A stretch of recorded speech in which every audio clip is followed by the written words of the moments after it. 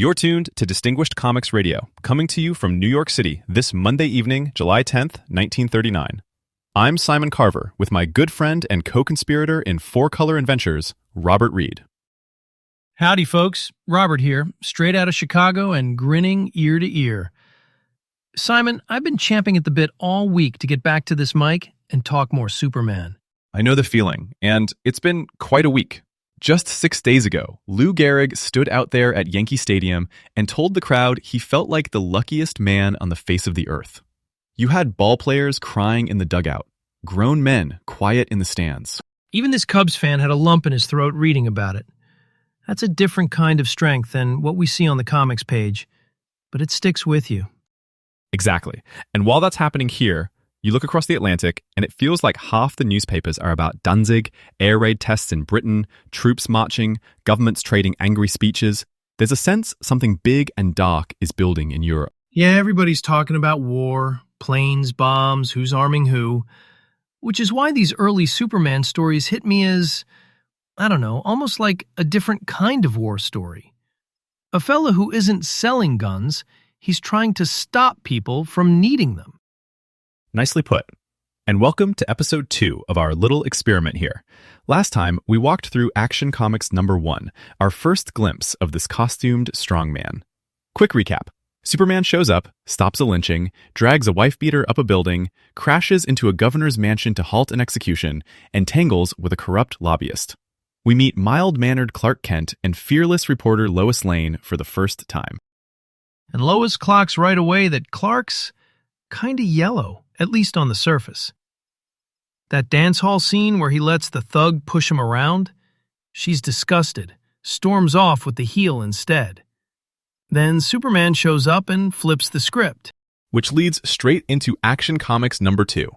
We open with Superman still working that Washington corruption angle. He goes after Alex Greer, a lobbyist who's been pulling strings to keep the United States tangled in a little South American war in a place called San Monte. Greer's a weasel. Superman doesn't just lecture him, he terrifies him, hauls him around, dangles him, until the guy coughs up the name of the big money man, munitions dealer Emile Norvell. Right. Superman tracks Norvell to the docks and forces him onto the Baronta, the ship carrying him toward the San Monte conflict he's been profiting from at a safe distance. For a moment, the crooks think they've tossed Superman overboard, but he's clinging underneath that ship, just riding along like it's a subway car. Once they hit the war zone, Clark Kent turns up in uniform. He actually joins the army to see the thing up close. That's what grabbed me. This isn't a distant, abstract war. Superman's right in the trenches, shells bursting, machine gun fire cutting the air, and his reaction is, this is insane. Men are being thrown away because somebody can sell more shells. We get those panels of him dashing across no man's land, shrugging off explosions that would wipe out a whole squad. And you see it dawn on him. None of this makes sense.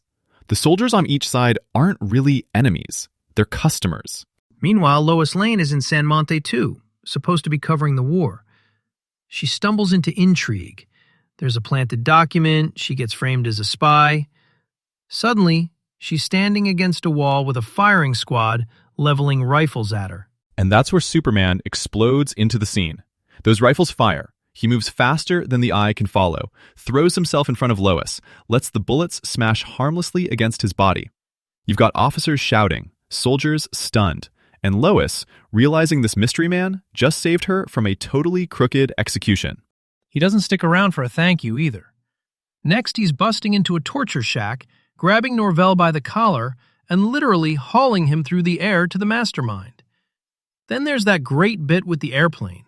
A bomber dives on him, and instead of ducking, he jumps into a head-on collision, wrecks the propeller with his body, sends the plane crashing. And all of that builds to maybe the most interesting moment in the issue. Superman snatches up the two opposing generals, one under each arm, and sets them down together out in the open. No guns, no staff officers, just two tired men who suddenly realize they're being played. Superman spells it out. You're not enemies, you're suckers. You've both been taking orders that just happen to mean more profits for Emile Norvell. He pretty much shames them into seeing they've got more in common with each other than with the guy selling them shells. They talk, they cool off, and the war ends, not because one side wins, but because both generals realize they've been used. For a comic coming out while real nations are stockpiling weapons and trading threats, that's a bold little fable. Yeah, this Superman's not waving a flag for one country or another. He's saying cut out the racket that turns human lives into sales figures. Feels mighty timely in July of '39. Let's move from the battlefield to something closer to home. Action Comics number 3 takes Superman underground, literally, into a coal mine. Yeah, this one starts with a cave-in. There's a mine disaster. Fellas trapped below. Poison gas creeping through the tunnels. Clark hears about it, ducks away, and next thing you know, Superman's charging straight into the shaft while everybody else is panicking topside. We watch him haul timbers aside like they're matchsticks, wade through that gas without a gas mask, sling unconscious miners over his shoulders 2 at a time. Rescue parties that couldn't get in are suddenly watching these men appear out of the dark on Superman's back. Once he's sure the men are safe, he doesn't stop. As Clark, he goes to the hospital and interviews one of the injured miners, then marches into the office of the mine owner, Thornton. And Thornton's attitude is, sure it's dangerous, but paying for real safety equipment? That'd cut into profits. Exactly the kind of fellow our early Superman loves to bully. That night, Superman sneaks into Thornton's fancy party, still wearing a miner's outfit, and stages a second accident. He hustles the owner and his guests back down into the mine, lets them feel the earth shake and the timbers creak. He even sabotages the safety gear temporarily so the boss thinks he might be trapped. You get Thornton sweating, begging, finally agreeing to install all the safeguards he'd been skimping on. It's rough justice. You were willing to risk their lives? Now you get a taste of it yourself. And yet, for all the manhandling, he never kills anybody. He slams crooks into walls, dangles them off ledges, scares them half to death. But the line is clear. This Superman is about forcing a moral choice, not execution. Right, it's like he's saying, I'm stronger than you, and I'm going to use that to make you do right. But he still leaves the world with the same bosses and politicians, just a little more honest, maybe. Lois, meanwhile, barely shows up here. She's not in the thick of the mine story at all. Which is interesting when you remember how central she was to that dance hall sequence and then the San Monte firing squad. We're not yet at the version of Superman where Lois is constantly side by side in every adventure. Sometimes she's the spark. Sometimes she's in the background while he goes after a different injustice. Then Action Comics number 4 swings us on to the college gridiron. It opens with a hit and run. Clark stops a runaway train, then meets Coach Randall, who's worried his star player, Tommy Burke, has lost his nerve. Tommy's supposed to be the big man on campus, but he's secretly yellowed after a bad scare. Superman, or rather Clark, with some help from the costume, decides to fix this from both ends. On one side, you've got a bully, Martin, who's roughing up teammates and playing dirty. Superman disguises himself in Burke's uniform, takes Martin on in the locker room, and then on the field.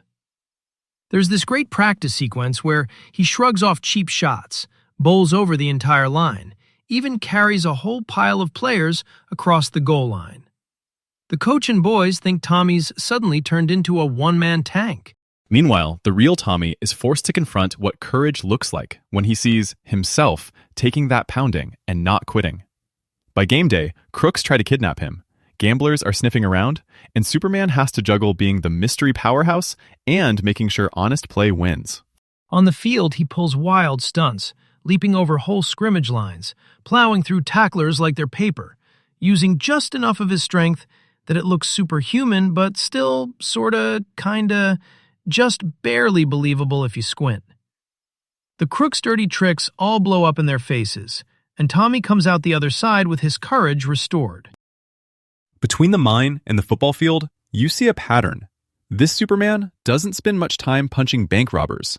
He's after bosses who cut corners, gamblers who fix games, lobbyists who sell wars. Everyday corruption, not space monsters. Yeah, he's almost like a one-man reform movement with a cape. And I kind of like that he doesn't talk it to death. He just picks a culprit up by the collar and says, in effect, "You know what you did. Now fix it." Now we hit a run of real showpieces. Action Comics number 5 opens with a literal ticking disaster. The Vallejo Dam is cracking. We see telegraph lines buzzing with the news of a terrible danger. If that dam goes, a whole town could be washed away. In the Daily Star office, the editor's yelling for Clark. Lois barges in furious that she's lost the assignment, and of course, Clark slips out to get there as Superman. He races a train, braces a failing bridge just long enough for it to pass, then sprints across the countryside to reach the dam. Lois, being Lois, hops a taxi and orders the driver to barrel straight toward the same danger. Up on the wall, Superman leans his whole weight into the cracking concrete, trying to keep it from giving way. But even he can't hold it forever. The dam bursts, the water roars out, and Lois's car is swept up in the flood, tumbling like a toy. We get those great panels of him diving into the wall of water, fighting the current, grabbing the car, then ripping Lois free and carrying her above the torrent. Finally, he carves a new channel, cutting a gap through the hills to redirect the flood away from Vallejo before nightfall. And afterward, she's clinging to him, planting a big kiss on his cheek. She knows this mystery man just saved her life and the town. Clark, later back at the office, is getting chewed out because he missed the story, even though he literally was the story. Then, in Action Comics number 6, we jump from dams to nightclubs. Clark's editor wants more Superman stories, and a slick promoter named Williams shows up with an idea to cash in on the Man of Steel's fame. Lois, meanwhile, gets roped into being the star of the floor show. There's this whole song she sings, lyrics all about, "You're a Superman," and how no ordinary man can compare. The crowd eats it up, but Clark's mortified listening from the audience. Behind the scenes, Williams and his cronies cook up a scheme. They want to fake Superman stunts, lift heavy furniture, bend steel bars, just to sell tickets and slap Superman's name on posters. When Clark comes around sniffing for a story, they slip a drug into his drink. He passes out. They plan to trot out some phony strongman as Superman, and of course it backfires. Clark wakes up, switches to the costume, storms onto the stage right in the middle of their act, and starts exposing every trick. He lifts the genuinely heavy stuff they'd rigged, bends real steel instead of rubber. The crooks panic and grab Lois, trying to escape. There's that harrowing sequence where they drag her toward a window, and she's knocked or pushed into what looks like a deadly fall toward an elevator or drop shaft below. Superman dives after her, catches her mid-plunge, then goes back up and cleans house, smashing through doors, tearing elevator cables loose, dropping henchmen like tenpins. By the end, the whole scheme to turn him into a cheap publicity act is in ruins, and Lois is alive, but shaken. Action Comics number 7 caps this stretch with a circus story. Clark is sent to cover the Jordan Circus, where the owner is about to lose everything to a rival who wants to take over. Superman steps in, first as a quiet helper, then as the new star attraction. He plays strongman, does impossible feats in the ring, keeps the crowds pouring in. The villains try every dirty trick, sabotage, nighttime prowlers, even turning animals loose. There's a sequence with a lion where Superman leaps into the cage to protect someone, wrestling the beast and calming the panic. Lois is drawn there as a reporter too, snooping around the tents, nearly getting herself into trouble again as she follows clues about who's trying to ruin the show. Superman unravels the whole plot, saves lives, and leaves the honest circus owner with a thriving business instead of a bankruptcy notice. When you line up issues 1 through 7, you can see Superman evolving fast. First, he's just this mysterious strongman tossing around crooks. By 7, he's stopping wars, saving towns from floods, reforming mine owners, straightening out football teams and circuses. And Lois evolves too. At the start, she mostly sees Clark as a coward and Superman as an irritation. By these later issues, she's tangled in bigger stories, wrongly accused as a spy, nearly drowned, nearly dropped down elevator shafts. And every time Superman shows up, that connection between them deepens a little, even if she still thinks Clark's a flop. Before we wrap, let me put you on the spot, Robert. Of all the Superman stories we've covered so far, Action Comics number 1 through number 7, if you had to pick one favorite, which issue grabs you the most right now? That's a tough ballot, but I'm going to cast my vote for Action Comics number 5, The Dam Story. You've got everything I like in there. Big engineering, a town in danger, a fella in a cape racing a train, bracing a bridge, then diving into a wall of water to save both Lois and a whole community. It's straight up American spectacle. You can almost hear the big band on the radio underneath it. And it shows Superman not just pounding crooks, but wrestling with nature itself. Floods, collapsing concrete, all that. It feels like the moment he really steps up from neighborhood troubles to something larger than life. For me, Action Comics number 2 still edges out the rest. I've got a soft spot for that very first issue we talked about last time, with its raw energy. But number 2 is where you really see the shape of Superman's world. A lobbyist, an arms dealer, generals being played off against one another, and this caped stranger dropping into a foreign war and saying, "You don't have to keep doing this." At the typewriter behind all this, you've got two young fellows, writer Jerry Siegel and artist Joe Shuster. Their names sit right there on those opening splash pages. You can feel them testing ideas. What happens if Superman takes on a war, or big business, or a football game? They're figuring the character out issue by issue. Siegel was a science fiction fan from Cleveland, the youngest son of Lithuanian Jewish immigrants.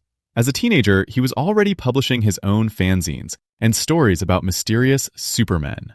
Shuster grew up in Toronto and then Cleveland, drawing on the backs of wallpaper and scrap paper because his family couldn't spare money for art supplies. They met at Glenville High School, two shy, bespectacled kids who loved adventure pulps and movie swashbucklers. The story you'll sometimes hear around the shops is that they sold Superman to Detective Comics Inc. for about $130 or so. Roughly $10 a page for that first story. Just another job and a stack of assignments. That's not the sort of thing anyone was trumpeting in public at the time, but it sounds about right for how new and untested the comic book business still was. And in 1938 money, that wasn't nothing.